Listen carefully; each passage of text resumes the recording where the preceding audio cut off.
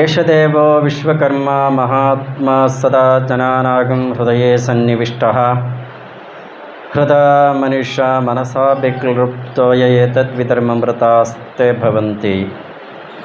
ಓಂ ಶಾಂತಿ ಶಾಂತಿ ಶಾಂತಿ.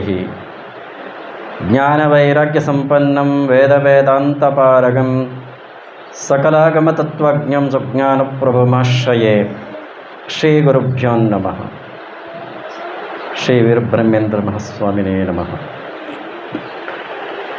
ಸಜ್ಜನ ಬಂಧುಗಳೇ, ಯಾವ ಈ ಅಂಜನಾದ್ರಿ ಆಶ್ರಮದಲ್ಲಿ ವೀರಬ್ರಹ್ಮೇಂದ್ರ ಮಹಾಸ್ವಾಮಿಗಳವರ ಸನ್ನಿಧಿಯನ್ನು ನಿರ್ಮಿಸಿ, ಜೊತೆಯಲ್ಲಿ ಗಣಪತಿ ಹಾಗೂ ಮಾರುತಿ ಮತ್ತು ದೇವಿಯ ಸಾನ್ನಿಧ್ಯವನ್ನು ಕೂಡ ನಿರ್ಮಾಣ ಮಾಡಿ ಪ್ರತಿ ವರ್ಷ ಕ್ಷೇತ್ರದಲ್ಲಿ ಅನೇಕ ಕೈಂಕರ್ಯಗಳನ್ನು ಹಮ್ಮಿಕೊಂಡು ಪ್ರಸ್ತುತ ವೀರಬ್ರಹ್ಮೇಂದ್ರ ಮಹಾಸ್ವಾಮಿಗಳವರ ಆರಾಧನೆಯನ್ನು 11ನೇ ವರ್ಷದ ಆರಾಧನೆಯನ್ನು ಈ ಒಂದು ಆಶ್ರಮದಲ್ಲಿ ನಡೆಸ್ತಾ ಇದ್ದಾರೆ ಅಂತಕ್ಕಂಥದ್ದನ್ನು ಕೇಳ್ಪಟ್ವಿ.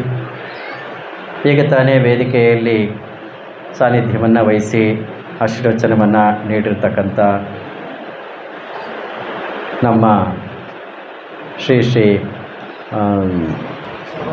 ಸರ್ವಾತ್ಮಾನಂದ ಸರಸ್ವತಿ ಸ್ವಾಮಿಗಳವರಲ್ಲಿ ಹಾಗೂ ಮಾತೋಶ್ರೀ ಉಭಯ ಭಾರತಿ ಮಾತಾಜಿಯವರಲ್ಲಿ, ಉಮಾಭಾರತಿ ಮಾತಾಜಿಯವರ ಸನ್ನಿಧಿಯಲ್ಲಿ ಹಾಗೂ ಇಲ್ಲಿ ಆಗಮಿಸಿರ್ತಕ್ಕಂಥ ಎಲ್ಲ ಸಾಧು ಸಂತರಲ್ಲಿ ಗೌರವ ಸಮರ್ಪಣೆಗಳನ್ನು ಸಲ್ಲಿಸುತ್ತಾ, ಬಹುಶಃ ಈಗಾಗಲೇ ನಮ್ಮ ಗುರುಮೂರ್ತಿಯವರು ಹೇಳಿದ್ರು, ನಾನು ಹೇಗೆ ಪ್ರಾರಂಭ ಮಾಡಿದೆ, ನನಗೇನು ಪ್ರೇರಣೆ ಆಯಿತು ಅಂತಕ್ಕಂಥದ್ದನ್ನು. ಎಲ್ಲರಿಗೆ ಇಂಥ ಅವಕಾಶಗಳು ಅನುಗ್ರಹಗಳು ಸಿಗಲಿಕ್ಕಿಲ್ಲ ಬಂಧುಗಳೇ. ಮನುಷ್ಯನಾಗ್ತಕ್ಕಂಥದ್ದೇ ದುರ್ಲಭ ಅಂತ ಹೇಳಿದ್ದಾರೆ. ಅದಾದಮೇಲೆ ಇಷ್ಟೆಲ್ಲ ಸಾಧನೆ ಮಾಡ್ತಕ್ಕಂಥದ್ದು ಸಿಗ್ತಕ್ಕಂಥದ್ದು ಬಹಳ ಅತ್ಯಂತ ದುರ್ಲಭ ಅಂತಕ್ಕಂಥದ್ದಾಗೆ ಹೇಳ್ತಾ ಹೋಗ್ತಾರೆ. ಜಂತೂನಾಂ ನರಜನ್ಮ ದುರ್ಲಭಂ ತತಃ ಪುಂಸತ್ವಂ ತಥೋ ವಿಪ್ರತ ತಸ್ಮಾತ್ ವೈದಿಕ ಧರ್ಮ ಮಾರ್ಗಪರತ ವಿದ್ವತ್ವಂ ಸ್ಯಾತ್ ಪರಂ ಆತ್ಮಾನಾತ್ಮ ವಿವೇಚನಂ ಸ್ವನುಭವಂ ಬ್ರಹ್ಮಾತ್ಮನ ಸಂಸ್ಥಿತಿ. ಇಷ್ಟೆಲ್ಲ ಆದರೂ ಕೂಡ ಕೊನೆಯಲ್ಲಿ ಹೇಳ್ತಕ್ಕಂಥ ಮಾತು ಶಂಕರಾಚಾರ್ಯರು ವಿವೇಕ ಚೂಡಾಮಣಿಯಲ್ಲೇ ಇದನ್ನು ಹೇಳ್ತಕ್ಕಂಥದ್ದು. ಮುಕ್ತಿರ್ನಃ ಶತಕೋಟಿ ಜನ್ಮ ಸ್ಮೃತೈರ್ ಪುಣ್ಯೈರ್ ವಿನಾ ಲಭ್ಯತೆ ಅಂತ ಹೇಳಿಬಿಡ್ತಾರೆ ಕೊನೆಯಲ್ಲಿ. ಎಷ್ಟೊಂದು ವಿಶೇಷವಾಗಿರ್ತಕ್ಕಂಥ ಅಂಶಗಳು ಇಲ್ಲಿದೆ ಬಂಧುಗಳೇ, ಗಮನಿಸಿ. ನಾವೆಲ್ಲರೂ ಕೂಡ ಮಾನವರಾಗಿ ಜನ್ಮ ತಾಳಿದ್ದೇವೆ. ಜಂತೂನಾಂ ನರಜನ್ಮ ದುರ್ಲಭಂ ಅಂತ ಹೇಳ್ತಾರೆ. ಜಂತುಗಳು ಅಂದರೆ ಏನು ಗೊತ್ತಾ? ಜನ್ಮ ತಾಳಿದ ಎಲ್ಲ ಜೀವಿಗಳು, ಮನುಷ್ಯರಾದಿಯಾಗಿ ಎಲ್ಲ ಪ್ರಾಣಿ ಪಕ್ಷಿ ಕ್ರಿಮಿಕೀಟಾದಿಗಳು ಕೂಡ ಜಂತುಗಳೇ. ಜಂತೂನಾಂ ನರಜನ್ಮ ದುರ್ಲಭಂ, ಅದರಲ್ಲಿ ಮನುಷ್ಯ ಜನ್ಮ ಅತ್ಯಂತ ದುರ್ಲಭ ಸಿಕ್ಕಿದೆ. ಪುಂಸತ್ವಂ, ಪುರುಷನಾಗಿಯೂ ಕೂಡ ಸಿಕ್ಕಿದೆ, ಅದು ಇನ್ನೂ ದುರ್ಲಭ. ವಿಪ್ರತ, ವೈದಿಕ ಜ್ಞಾನವನ್ನು ತಿಳ್ಕೊಂಡು ಅದನ್ನು ಆಚರಣೆ ಮಾಡ್ತಕ್ಕಂಥದ್ದು, ಅದು ಕೂಡ ಸಿಕ್ಕಿದೆ ಅಂತ ಭಾವಿಸಿಕೊಳ್ಳಿ. ವೈದಿಕ ಮಾರ್ಗ ಪರತ, ವೈದಿಕ ಧರ್ಮ ಮಾರ್ಗ ಪರತ, ಅಂತಹ ಸನಾತನ ಪರಂಪರೆಯನ್ನು ಅನುಸರಿಸಿ ನಡೀತಕ್ಕಂಥದ್ದು ಅದು ದುರ್ಲಭ. ವಿದ್ವತ್ವಂ ಸ್ಯಾತ್ ಪರಂ, ಆಧ್ಯಾತ್ಮ ಚಿಂತನೆಯನ್ನು ತಿಳಿದುಕೊಳ್ತಕ್ಕಂಥದ್ದು ಅದಕ್ಕಿಂತ ದುರ್ಲಭ ಅಂತ ಹೇಳ್ತಾರೆ. ಅದು ತಿಳಿದಿದೆ ಅಂತ ಭಾವಿಸಿದ್ರು ಕೂಡ ಆತ್ಮಾನಾತ್ಮ ವಿವೇಚನಂ, ಆತ್ಮ ಪರಮಾತ್ಮ ಎಷ್ಟು ಜನರಿಗೆ ತಿಳಿದಕ್ಕಾಗ್ತದೆ? ಮಾತಾಜಿಯವರು ಅದರ ಬಗ್ಗೆ ಎಷ್ಟು ವಿವರವನ್ನು ಹೇಳಿದ್ರಲ್ಲ. ಈಗ ಸ್ವಾಮೀಜಿಯವರು ಹೇಳಿದ್ರಲ್ಲ, ಯಾರು ಏನು ಹೇಳಿದ್ರು ಕೂಡ ಆತ್ಮ ಅನಾತ್ಮ ಏನು ಅದರ ಅರ್ಥ ಅಂತಕ್ಕಂಥದ್ದನ್ನು ತಿಳ್ಕೊಳ್ತಕ್ಕಂಥದ್ದೇ ಬಹಳ ಕಠಿಣ. ಅದು ಕೂಡ ತಿಳ್ಕೊಂಡಾಗಿದೆ ಅಂತ ಭಾವಿಸಿಕೊಳ್ಳಿ. ಅದು ತಿಳ್ಕೊಂಡಿದ್ರೂ ಕೂಡ ಸ್ವನುಭವಂ, ಅದರ ಅನುಭವ ನಮಗಾಗಬೇಕು. ತಿಳ್ಕೊಳ್ಳೋದು ಅಷ್ಟೇ ಅಲ್ಲ, ಅದರ ಅನುಭವ ನಮಗಾಗಬೇಕು. ಆತ್ಮ ಅಂದ್ರೇನು, ಪರಮಾತ್ಮ ಅಂದ್ರೇನು ಅಂತಕ್ಕಂಥ ಅನುಭವ ನಮಗಾಗಬೇಕು. ಬ್ರಹ್ಮಾತ್ಮನ ಸಂಸ್ಥಿತಿ, ಅದ್ರ ಜೊತೆ ನಾವು ಬೆರೆತು ಹೋಗಬೇಕು. ಅಷ್ಟಾದರೂ ಕೂಡ ಮತ್ತೆ ಕೊನೆಯಲ್ಲಿ ಮಾತು ಹೇಳ್ತಾರೆ, ಶತಕೋಟಿ ಜನ್ಮ ಸುಕೃತಂ ಪುಣ್ಯಂ ವಿನ ನ ಮುಕ್ತಿ, ನನಗೆ ಮುಕ್ತಿ, ನನಗೇನಾದರೂ ಮುಕ್ತಿ ಸಿಗಬೇಕು ಅಂದರೆ ಶತಕೋಟಿ ಜನ್ಮ ಸುಕೃತೈರ್ ಪುಣ್ಯೈರ್ವಿನ, 100 ಕೋಟಿ ಜನ್ಮದಲ್ಲಿ ಸುಕೃತವನ್ನು ಮಾಡಿದ್ದರೂ ಸಹ ಸಿಕ್ಕುವುದು ದುರ್ಲಭ ಅಂತ ಹೇಳಿಬಿಟ್ರು. ದುರ್ಲಭ ನೋಡಿ. ಹಾಗಾದರೆ ನಮಗೆಲ್ಲ ಒಂದು ಪ್ರಶ್ನೆ ಬರ್ತದೆ, 100 ಕೋಟಿ ಜನ್ಮದಲ್ಲಿ ನಾವು ಶ್ರಮಪಟ್ಟರೂ ಕೂಡ ಮುಕ್ತಿ ಸಿಗೋದಿಲ್ಲ ಅಂತ, ಸಿಕ್ಕುತ್ತೋ ಇಲ್ವೋ ಅಂತ ಅನುಮಾನ ಪಟ್ಟಿದ್ದಾರಲ್ಲ ಅವರೇನೆ. ಹಾಗಾದರೆ ನಾವು ಅದಕ್ಕೆ ಶ್ರಮ ಪಡಬೇಕಾ, ಪ್ರಯತ್ನ ಪಡಬೇಕಾ ಅಂತಕ್ಕಂಥ ಮಾತು ಬರ್ತದಲ್ಲ ಬಂಧುಗಳೇ. ಯಾಕೆ ಈ ಮಾತನ್ನು ಜ್ಞಾಪಿಸ್ಕೊಳ್ಬೇಕು ಅಂತ ಅಂದರೆ, ಅದೆಲ್ಲವನ್ನು ದಾಟಿ ಇಲ್ಲಿವರೆಗೆ ಬಂದಿದ್ದೇವಲ್ಲ. 84 ಲಕ್ಷ ಜೀವರಾಶಿಗಳಲ್ಲಿ ಕೊನೆಯ ಜನ್ಮ ಮನುಷ್ಯ ಜನ್ಮ ಬಂದಿದೆ. ಅದು ಪುಣ್ಯ ಅಲ್ವಾ, ದುರ್ಲಭ ಅಲ್ವಾ? ನಾವು ಅಕ್ಕಪಕ್ಕದಲ್ಲಿ ಬದುಕ್ತಾ ಇರತಕ್ಕಂಥ ಪ್ರಾಣಿ ಪಕ್ಷಿ ಕ್ರಿಮಿಕೀಟಾದಿಗಳನ್ನು ನೋಡ್ತಾ ಇದ್ದೇವೆ. ಎಷ್ಟು ಸಂಕಷ್ಟದಲ್ಲಿ ಬದುಕ್ತಾ ಇರುತ್ತವೆ. ಆಕಸ್ಮಿಕವಾಗಿ ಬಂದಂಥ ಕಷ್ಟಗಳನ್ನು, ಸುಖ ದುಃಖಗಳನ್ನು ಅನುಭವಿಸುತ್ತವೆ, ಆಕಸ್ಮಿಕವಾಗಿ ಅಳಿದು ಹೋಗುತ್ತವೆ. ಆದರೆ ಮನುಷ್ಯ ಎಲ್ಲವನ್ನು ಅರಿತಕ್ಕಂಥವನು. ಏನನ್ನು ಮಾಡಿದರೆ ಏನಾಗ್ತದೆ, ಕೆಟ್ಟದ್ದು ಯಾವುದು, ಒಳ್ಳೆಯದು ಯಾವುದು ಅಂತಕ್ಕಂಥ ಅರಿವು ಯಾರಿಗಾದರೂ ಇದ್ದರೆ ಈ ಕೋಟಿ ಕೋಟಿ ಜೀವರಾಶಿಗಳಲ್ಲಿ ಮನುಷ್ಯನಿಗೆ ಮಾತ್ರ ಅಲ್ವಾ, ಬೇರೆಯವರಿಗಿದೆಯಾ? ಅಂತಹ ಅರಿವು ಇರ್ತಕ್ಕಂಥವನು ನಾವು ಹೇಗೆ ನಡೀಬೇಕು ಅಂತಕ್ಕಂಥದ್ದನ್ನು ಅರಿತು ನಡೀಬೇಕಾಗ್ತದೆ. ಯಾಕೆ ಹೇಳ್ತಾರೆ ಈ ಮಾತನ್ನು ಅಂತಂದರೆ, ಮನುಷ್ಯನಾಗಿರ್ತಕ್ಕಂಥವನು ಸನ್ಮಾರ್ಗದಲ್ಲಿ ನಡೆಯಬೇಕು. ಆಗ ಮಾತ್ರ ಪಾಪ ಪುಣ್ಯದ ಅರಿವು ಅವನಿಗೆ ಗೊತ್ತಾಗ್ತದೆ. ಅದನ್ನು ಇಟ್ಕೊಂಡು ನಡೆದಾಗ ಮಾತ್ರ ಜನ್ಮ ಸಾರ್ಥಕ್ಯ ಆಗ್ತದೆ. ಅದನ್ನೆಲ್ಲ ನೀವು ಅರಿತಿರುವುದರಿಂದ, ಅಂಥ ಸುಕೃತವನ್ನು ಪಡೆದಿರುವುದರಿಂದ ಈ ಒಂದು ಸತ್ಸಂಗಕ್ಕೆ ನೀವು ಬರಲಿಕ್ಕಾಗಿದೆ ಅಲ್ವಾ. ಬೆಂಗಳೂರು ನಗರದಲ್ಲಿ ಎಷ್ಟು ಲಕ್ಷ ಲಕ್ಷ ಜನ ಇದ್ದಾರೆ, ಕೋಟಿ ಕೋಟಿ ಜನ ಇದ್ದಾರೆ. ಎಲ್ಲರಿಗೆ ಇಂಥ ಅರಿವು ಸಿಗಲಿಕ್ಕೆ ಸಾಧ್ಯವ? ಏನು ನಿಮಗೆಲ್ಲ ಅಂಥ ಪುಣ್ಯ ಲಭ್ಯ ಆಗಿರುವುದರಿಂದ ನೀವು ಇಲ್ಲಿಗೆ ಬಂದಿದ್ದೀರಿ. ಹಾಗೆ ಅಂಥ ಪುಣ್ಯದ ವಿಶೇಷದಿಂದ ಇಲ್ಲಿಗೆ ಬಂದಿದ್ದೇವಲ್ಲ, ಅಷ್ಟೊಂದು ದಾಟಿ ನಾವಿಲ್ಲಿಗೆ ಬಂದಿದ್ದೇವೆ ಅಂತಂದರೆ ಶತಕೋಟಿ ಜನ್ಮ ಸುಕೃತೈರ್ ಪುಣ್ಯೈರ್ ವಿನ ಬಿಟ್ಬಿಡಿ. ಆ ಶತಕೋಟಿ ಜನ್ಮ ಸುಕೃತದಿಂದ ನಾವು ಇಷ್ಟನ್ನು ಪಡೆದಿದ್ದೇವೆ. ಇನ್ನೊಂದು ಸ್ವಲ್ಪ ಆಚೆ ಹೋದರೆ ಅದರ ಅರಿವನ್ನು ಪಡ್ಕೊಂಡು ಮೋಕ್ಷವನ್ನು ಪಡಿಬೋದಲ್ವಾ. ಅದಕ್ಕಾಗಿ ಇಂಥ ಆಶ್ರಮಗಳು, ಇಂಥ ಜ್ಞಾನಿಗಳ ಮಾರ್ಗದರ್ಶನ ಇದೆಲ್ಲವೂ ಕೂಡ ಇರ್ತಕ್ಕಂಥದ್ದು ಅದಕ್ಕೆ. ಆದರೆ ಮನುಷ್ಯನಿಗೆ ಅಷ್ಟು ವ್ಯವಧಾನ ಇಲ್ಲ ಬಂಧುಗಳೇ.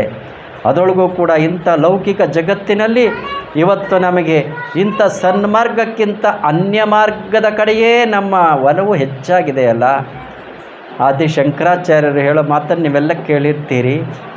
ಸತ್ಸಂಗತ್ವೇ ನಿಸ್ಸಂಗತ್ವಂ, ನಿಸ್ಸಂಗತ್ವೇ ನಿರ್ಮೋಹತ್ವಂ, ನಿರ್ಮೋಹತ್ವೇ ನಿಶ್ಚಲತತ್ವಂ, ನಿಶ್ಚಲತತ್ವೇ ಜೀವನ್ ಮುಕ್ತಃ. ಸತ್ಸಂಗತ್ವೇ ನಿಸ್ಸಂಗತ್ವ. ಸತ್ಸಂಗ, ಇಲ್ಲಿ ಎಷ್ಟೊಂದು ಜನ ಸಾಧು ಸಂತರೆಲ್ಲ ಕುಳಿತಿದ್ದಾರೆ, ಮಾತಾಜಿಯವರು ಕೂಡ ಇದ್ದಾರೆ, ಜ್ಞಾನಿಗಳೆಲ್ಲ ಇದ್ದೇವೆ, ಎಲ್ಲ ಇದ್ದೇವಲ್ಲ. ಇದನ್ನು ಇಲ್ಲಿ ಕುಳಿತುಕೊಂಡು ನಾವು ಚಿಂತನೆ ಮಾಡ್ತಾ ಇದ್ದೇವಲ್ಲ. ನಾನು ಅಂದರೆ ಯಾರು, ಭಗವಂತ ಅಂದರೆ ಏನು, ನಾವು ಹೇಗೆ ನಡೀಬೇಕು, ನಮ್ಮ ಜೀವನದ ಗುರಿ ಏನು, ಮನುಷ್ಯನ ಗುರಿ ಏನು. ಕೇವಲ ಆಕಸ್ಮಿಕವಾಗಿ ಸುಖ ದುಃಖಗಳನ್ನು ಅನುಭವಿಸಿ ಪ್ರಾಣಿಗಳಂತೆ ಅಳೆಯುವುದು ಅಷ್ಟೇನಾ, ಅಥವಾ ಏನಾದರೂ ನಮಗೆ ಆ ಮೋಕ್ಷ ಅಂತಕ್ಕಂಥ ಪ್ರಾಪ್ತಿ ಇದೆಯಾ?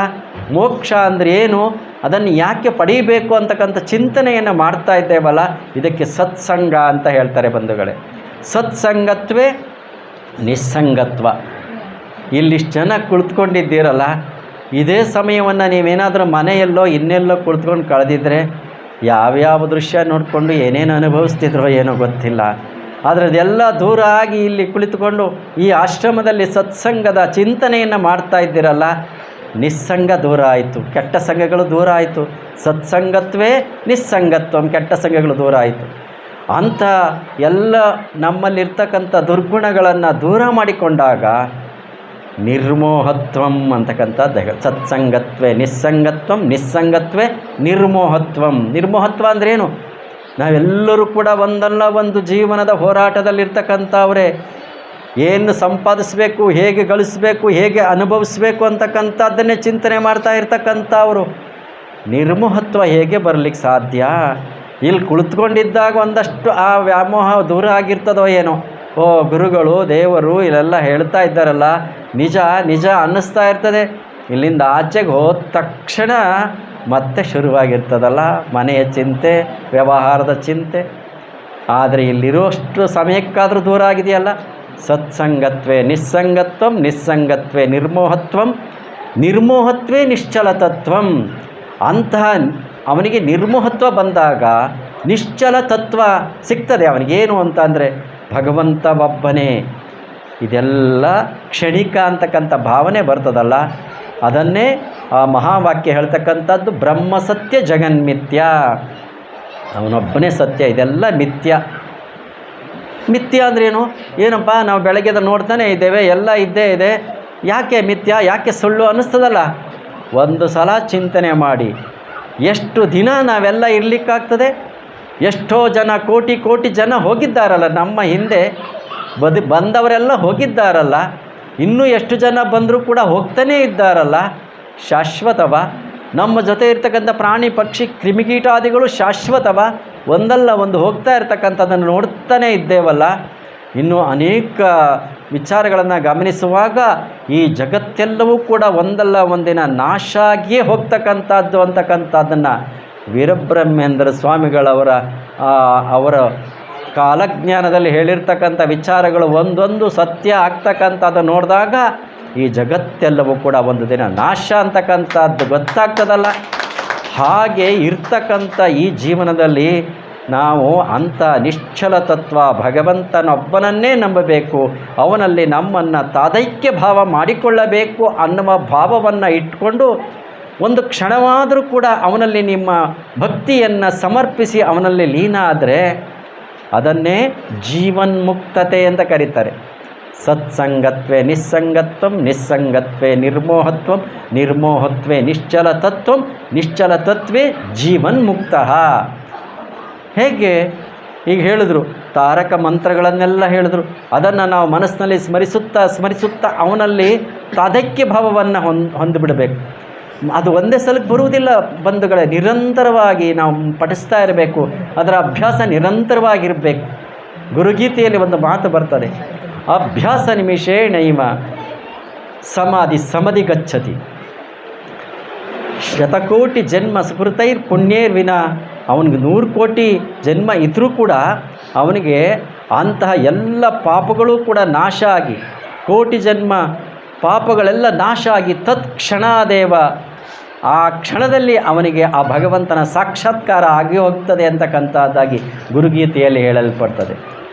ಅಂದಾಗ ಆ ಭಾವನೆಯಿಂದ ಆ ಭಗವಂತನಲ್ಲಿ ತಾದೈಕ್ಯ ಭಾವವನ್ನು ಇಟ್ಕೊಂಡು ಅದನ್ನೇ ಸ್ಮರಿಸುತ್ತಾ ಇದ್ದಾಗ ಯಾವುದೋ ಒಂದು ಕ್ಷಣದಲ್ಲಿ ಅವನನ್ನು ಸೇರಿ ಹೋಗ್ತೇವಲ್ಲ, ಆ ಕ್ಷಣ ಸಾಕು ನಮಗೆ ಮುಕ್ತಿ ಸಿಗಲಿಕ್ಕೆ ಅಂತ ಹೇಳ್ತಾರೆ.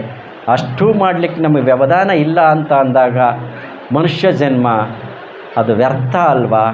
ಹಾಗಾಗಿ ಬಂಧುಗಳೇ, ಅದನ್ನು ಸಾರ್ಥಕ್ಯಪಡಿಸಿಕೊಳ್ಳಬೇಕು.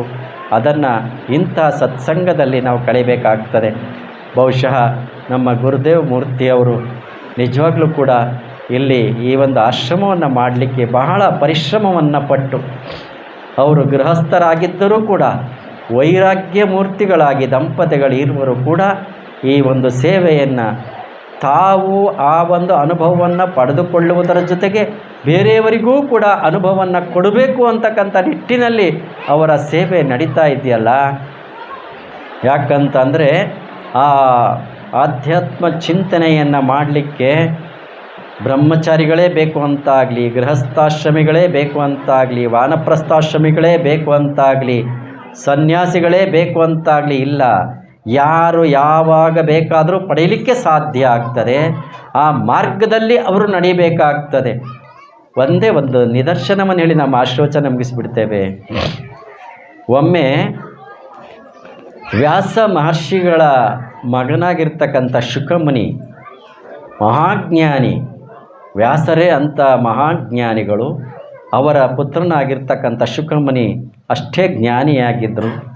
ಆದರೂ ಕೂಡ ಅವರಿಗೆ ಇನ್ನೂ ತವಕ ಇತ್ತಂತೆ, ಆಧ್ಯಾತ್ಮ ಚಿಂತನೆಯನ್ನು ನಾನು ಅರಿಬೇಕು, ಯಾರು ಅಂಥ ಮಹಾಜ್ಞಾನಿಗಳಿದ್ದಾರೆ ಅಂತ ಹುಡುಕಿ ಎಲ್ಲ ಕಡೆ ಹೋಗ್ತಾ ಇದ್ರಂತೆ. ಯಾರೋ ಹೇಳಿದ್ರು, ನೋಡು ಜನಕ ಮಹಾರಾಜ ಅತ್ಯಂತ ಅವನು ಆಧ್ಯಾತ್ಮ ಚಿಂತಕ ಅಂತ ಯಾರೋ ಹೇಳಿಬಿಟ್ರು.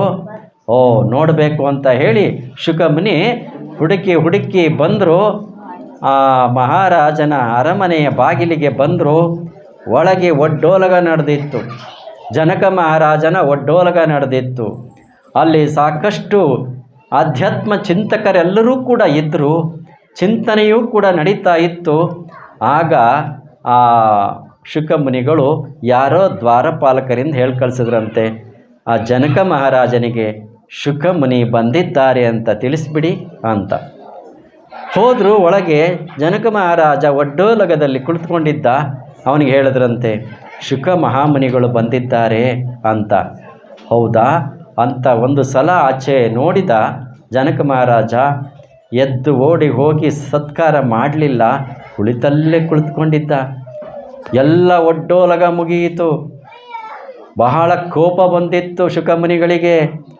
ನಾನು ಇಂಥ ಮಹಾಮುನಿ ಇಲ್ಲಿಗೆ ಬಂದಿದ್ದರೂ ಒಳಕ್ಕೆ ಕರೀಲೇ ಇಲ್ವಲ್ಲ ಅಂತ ಚಿಂತನೆಯಾಗಿತ್ತು, ಕೋಪ ಬಂದಿತ್ತು. ಎಲ್ಲ ಮುಗಿಯಿತು. ಆಗ ಕೆಳಕ್ಕೆ ಇಳಿದು ಹೋದಂಥ ಆ ಜನಕ ಮಹಾರಾಜ, ಬನ್ನಿ ನಿಮಗೆ ಸತ್ಕಾರ ಮಾಡ್ತೇನೆ, ಏನು ನಿಮಗೆ ಆಹಾರ ಸಿಕ್ತೋ ಇಲ್ವೋ ಗೊತ್ತಿಲ್ಲ, ಫಲಹಾರ ಸಿಕ್ಕಿದೆಯೋ ಇಲ್ವೋ ಬನ್ನಿ ಅಂತ ಕರ್ಕೊಂಡೋಗಿ ಒಂದು ಕಡೆ ಕುಳ್ಳಿರಿಸಿ ಅವರಿಗೆಲ್ಲ ಉಚಿತವಾದಂಥ ಸೇವೆಯನ್ನು ಮಾಡಿ ಅವರಿಗೆ ಎಲ್ಲ ಭಕ್ಷ್ಯ ಭೋಜ್ಯಾದಿಗಳನ್ನು ಬಡಿಸಿದ್ನಂತೆ. ಬಡಿಸಿ ಸ್ವೀಕಾರ ಮಾಡಿ ಅಂತ ಅಂದ. ಆ ಶುಕಮುನಿಗಳಿಗೆ ಮಹಾ ಕೋಪ ಬಂದಿತ್ತು. ಎಂಥ ದುರಹಂಕಾರಿ ಇವನು ಅಂತ ಕೋಪ ಬಂದಿತ್ತು. ಎಲ್ಲ ಷಡ್ರಸೋಪೇತವಾಗಿರ್ತಕ್ಕಂಥ ಭಕ್ಷ್ಯ ಭೋಜ್ಯಾದಿಗಳನ್ನೆಲ್ಲ ಬಡಿಸಿದ್ರು. ಅದನ್ನು ಇನ್ನೇನು ಹಸಿದಿದ್ರಲ್ಲ ಎಲ್ಲವನ್ನು ಭಕ್ಷಿಸಬೇಕು ಅಂತ ಅಪೇಕ್ಷೆ ಪಟ್ಟಂಥ ಶುಕಮುನಿಗಳು ಒಂದು ಉದ್ಧರಣೆ ತೀರ್ಥವನ್ನು ಹಾಕಿ ಪರಿಷೇಚನ ಮಾಡಿ, ಇನ್ನೊಂದು ಉದ್ಧರಣೆ ತೀರ್ಥವನ್ನು ಆಪೋಷಣ ಮಾಡಬೇಕು ಅಂತ ಹೀಗೆ ಬಾಯಲ್ಲಿ ಹಾಕ್ಕೊಂಡು ಕತ್ತೆತ್ತಿ ನೋಡ್ತಾರೆ. ಮೇಲೆ ಹರಿತವಾದಂಥ ಕತ್ತಿಗಳು, ಬಂಗಾರದ ಕತ್ತಿಗಳು ಠಣ ಠಣ್ ಠಣ ಠಣ್ ಅಂತ ತೂಗಾಡ್ತಾ ಇದ್ವಂತೆ. ಯಾವುದರಲ್ಲಿ ಕಟ್ಟಿದ್ರು? ತಲೆಯ ಕೂದಲಲ್ಲಿ ಕಟ್ಟಿದ್ರಂತೆ. ಯಾವಾಗ ಮೇಲೆ ಬೀಳುತ್ತೋ ಗೊತ್ತಿಲ್ಲ. ನೋಡಿದ ತಕ್ಷಣ ಬಹಳ ಭಯ ಆಯ್ತಂತೆ ಶುಕಮುನಿಗಳಿಗೆ. ಏನು ಮಾಡಿದ್ರಂತೆ, ಎಲ್ಲ ಭಕ್ಷ್ಯ ಭೋಜ್ಯಾದಿಗಳನ್ನು ಒಂದೇ ಸಮ ಗಪ ತಿಂದರು. ಉತ್ತರ ಆಪೋಷಣ ತೆಗೆದುಕೊಂಡು ಮೇಲೆದ್ದರು. ಭಯದಿಂದ ಈಚೆ ಬಂದರು, ಯಾವಾಗ ಖಡ್ಗ ಬೀಳುತ್ತೋ ಅಂತ. ಆ ಸಮಯಕ್ಕೆ ಸರಿಯಾಗಿ ಜನಕ ಮಹಾರಾಜ ಬಂದಂತೆ. ಬಂದು ಕೇಳಿದ, ಶುಕ ಮಹಾಮುನಿಗಳೇ, ಭೋಜನ ಎಲ್ಲ ಅತ್ಯಂತ ಸವಿಯಾಗಿತ್ತ? ಯಾವ ಭಕ್ಷ್ಯಗಳು ಹೇಗಿತ್ತು ಅಂತ ಹೇಳ್ತೀರಾ ಅಂತ ಅನ್ನಂತೆ. ಕೋಪ ನೆತ್ತಿಗೇರಿತ್ತು ಶುಕಮುನಿಗಳಿಗೆ. ನೀನು ಇಷ್ಟೊಂದು ಭಕ್ಷ್ಯ ಭೋಜ್ಯಾದಿಗಳನ್ನು ಬಡಿಸಿ ಮೇಲೆ ಖಡ್ಗಗಳನ್ನು ಕಟ್ಟಿದ್ದೀಯಾ, ಹರಿತವಾದ ಖಡ್ಗಗಳನ್ನು. ಯಾವಾಗ ನನ್ನ ನೆತ್ತಿಯ ಮೇಲೆ ಬೀಳುತ್ತೋ ಅಂತ ನನಗೆ ಭಯ ಆಗಿ ಏನನ್ನು ಬಡಿಸಿದ್ದೀಯಾ, ಯಾವುದು ಹೇಗೆ ರುಚಿ ಇದೆ ಅಂತ ಎಣಿಸಲಾರ್ದಲೇ ಎಲ್ಲವನ್ನು ತಿಂದಿದ್ದೇನೆ. ಈಗ ಮತ್ತೆ ಕೇಳ್ತಿದ್ದೀಯಾ ಅಂತ ಶುಕಮುನಿಗಳು ಜನಕ ಮಹಾರಾಜನಿಗೆ ಕೇಳಿದ್ರಂತೆ. ಆಗ ಜನಕ ಮಹಾರಾಜ ಹೇಳ್ತಾನೆ, ಮಹಾಸ್ವಾಮಿ, ನಾನು ಅಪರಾಧ ಮಾಡಿದ್ದೇನೆ, ಕ್ಷಮಿಸಿಬಿಡಿ.